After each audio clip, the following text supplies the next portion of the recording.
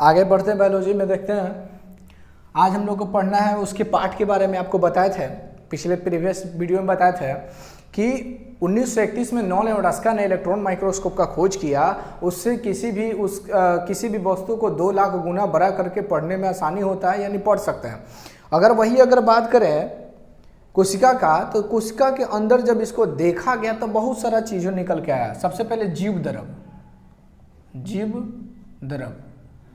द्रव क्या काम है समझिए। यहाँ पे ये कोशिका, इसके अंदर बहुत सारा चीज होता है,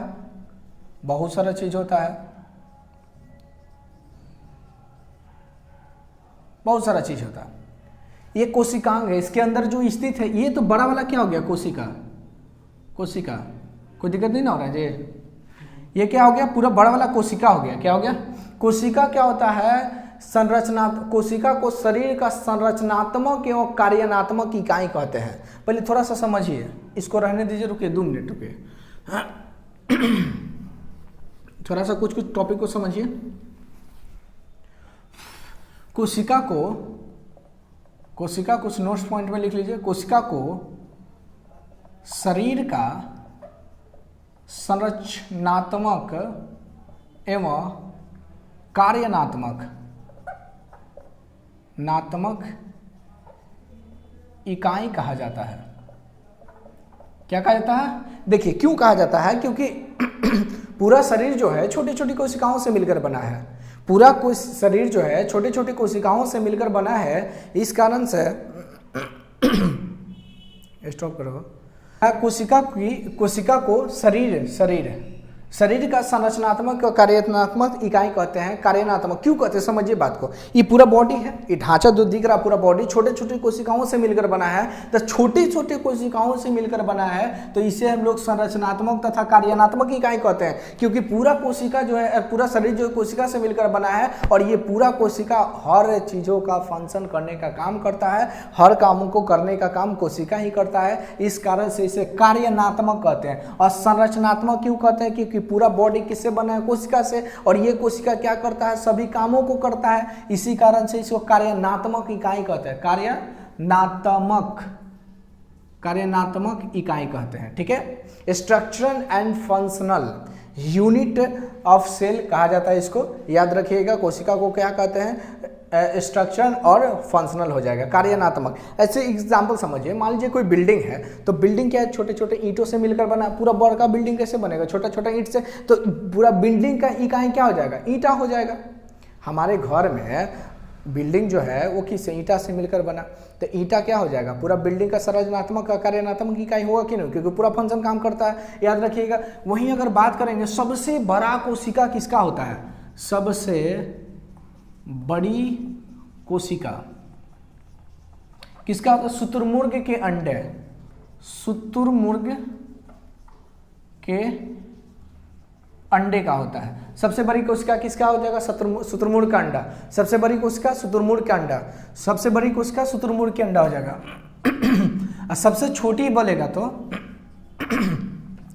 सबसे छोटी कोशिका तो क्या हो जाएगा, माइक्रोप्लाज्मा।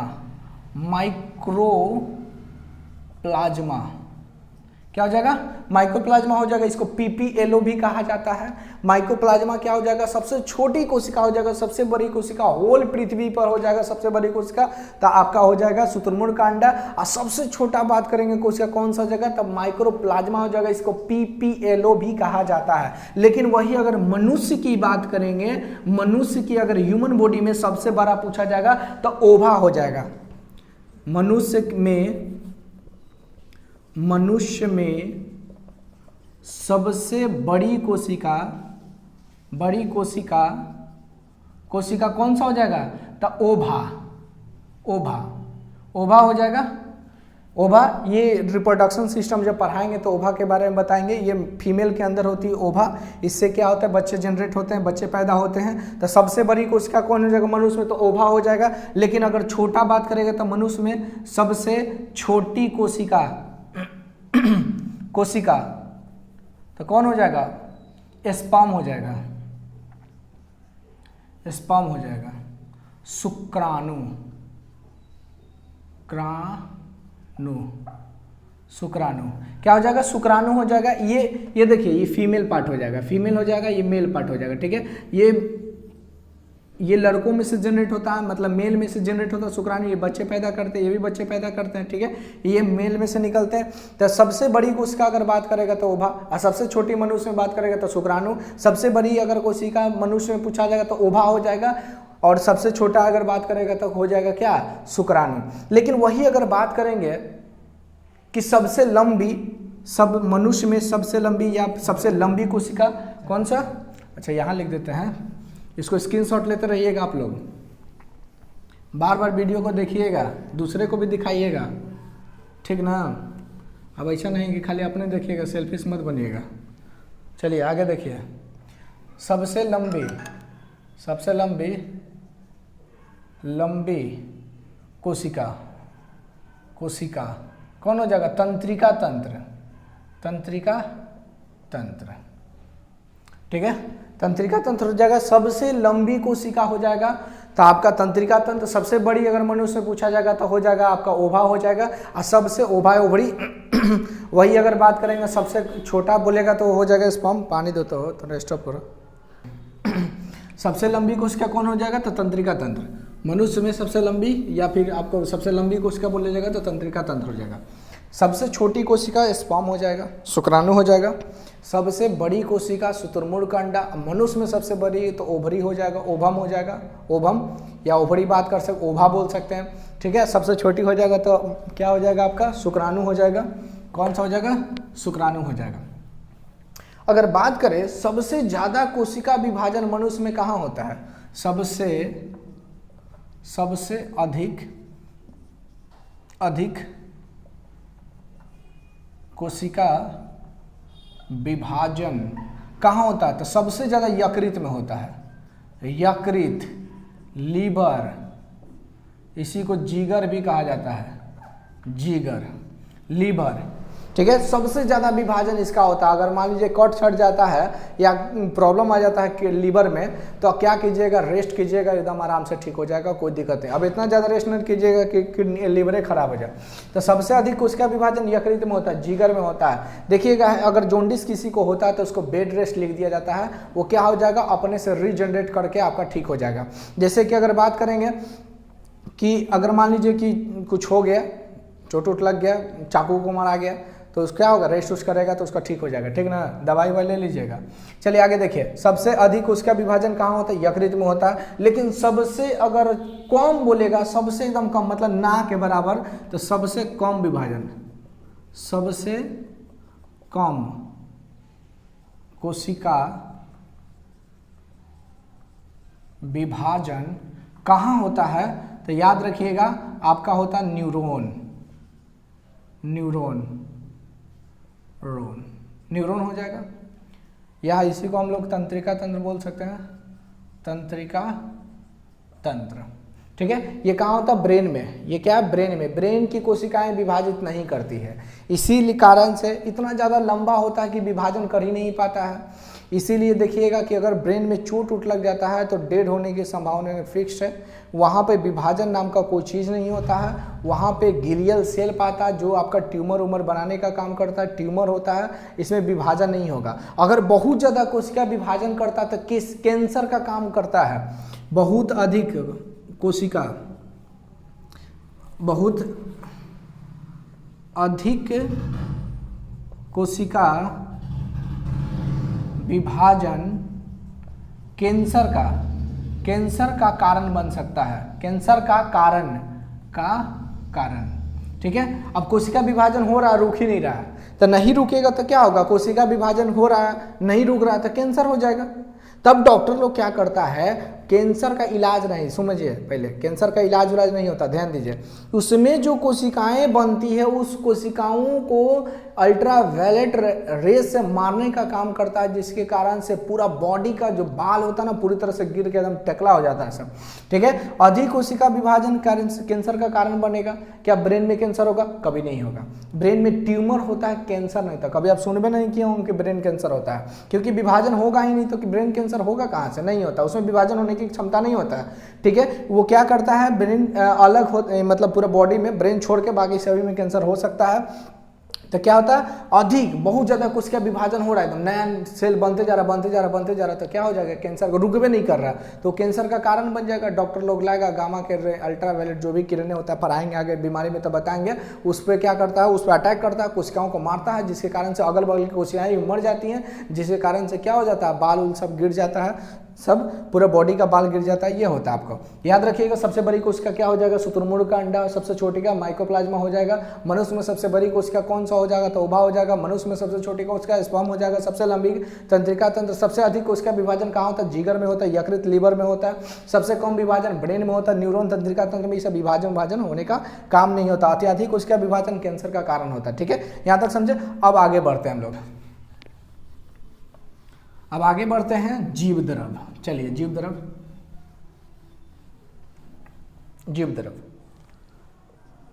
जीव द्रव इसको बोलते हैं प्रोटोप्लाज्म।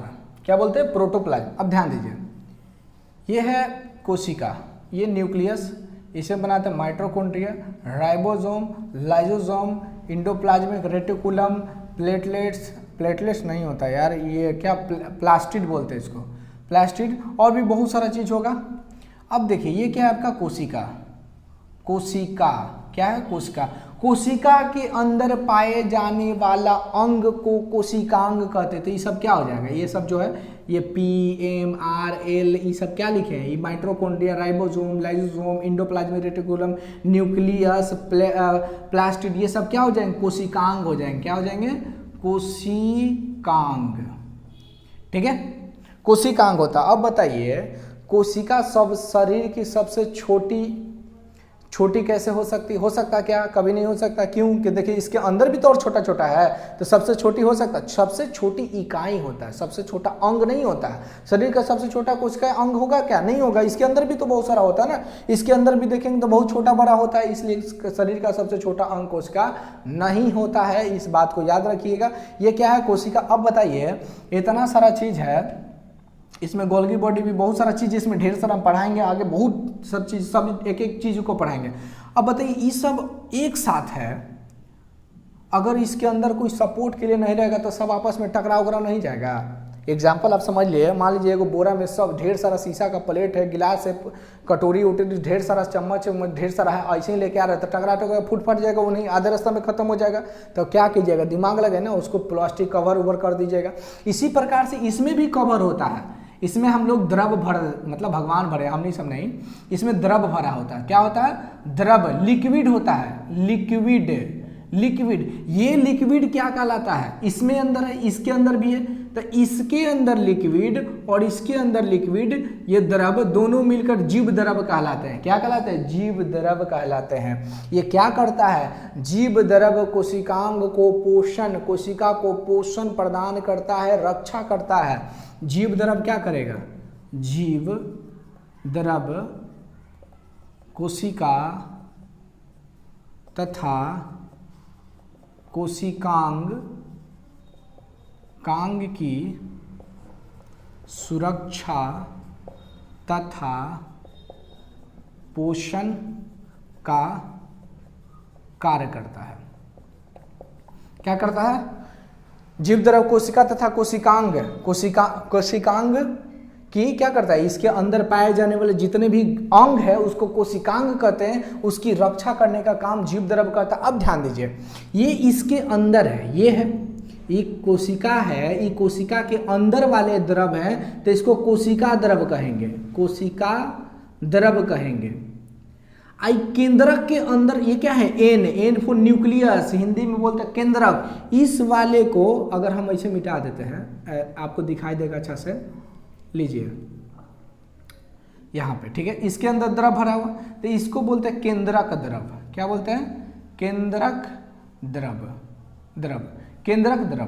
तो बताइए जीव द्रव कितने प्रकार के, दो प्रकार के। जीव द्रव कितने प्रकार के, दो प्रकार के। चलिए इसको देखिए, स्क्रीनशॉट लीजिए फटाक से ना, ले लिए, स्क्रीनशॉट लेने में टाइम नहीं लगता है।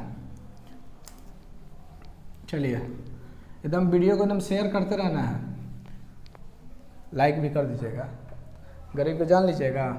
चलिए दो प्रकार के होते हैं, दो प्रकार के, जीव द्रव कितने प्रकार के? 2 प्रकार के। पहला हो जाएगा कोशिका द्रव, कोशिका द्रव, और दूसरा हो जाएगा केंद्रक द्रव। कौन हो जाएगा? केंद्रक द्रव। यानी हम यहाँ पे बनाते साइड में, ये देखिए कैसे बन गया, रह दीजिए जैसे है वैसे ठीक है। एन ये क्या है? अंदर में भरा हुआ है, ये क्या हो जाएगा? कोशिका द्रव। इसके अंदर भी भरा हुआ है, ये क्या हो जाएगा? केंद्रक द्रव। तो केंद्रक के अंदर पाए जाने वाले द्रव को केंद्रक द्रव, कोशिका के अंदर पाए जाने वाले द्रव को क्या बोलेंगे? कोशिका द्रव। कोशिका के अंदर पाए जाने वाले द्रव को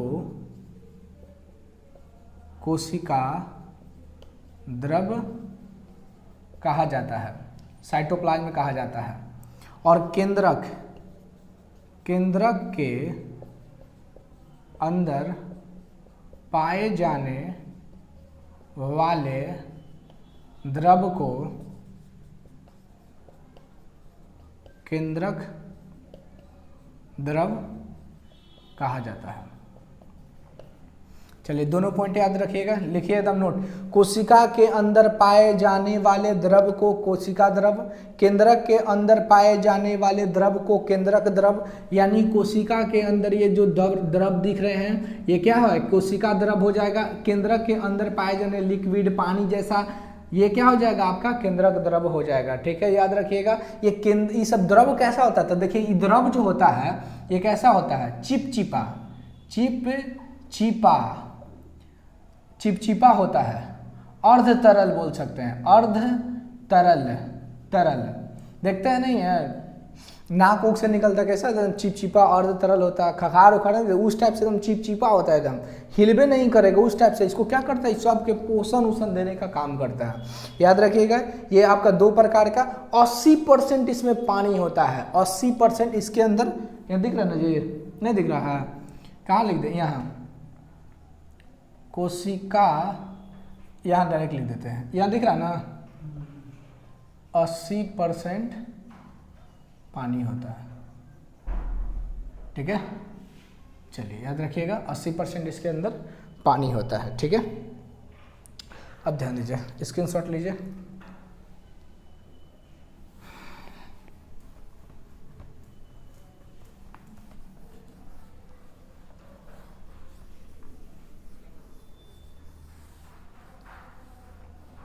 अस्सी % इसके अंदर पानी होता है। ठीक है, बस इतना ही रहने दीजिए। आप लोग क्या कीजिए, बहुत ज़्यादा थक गए हैं आप वीडियो को देखिए, अच्छा लगे लाइक कीजिए, शेयर कीजिए, सब्सक्राइब कीजिए। ठीक ना, पढ़ते रहिए। दिक्कत होगा तो ऑफलाइन भी क्लास चलता है, ले सकते हैं आके। कुर्जी नाला पर road number 14 Pratap study centre. ठीक है, चलिए जय हिंद।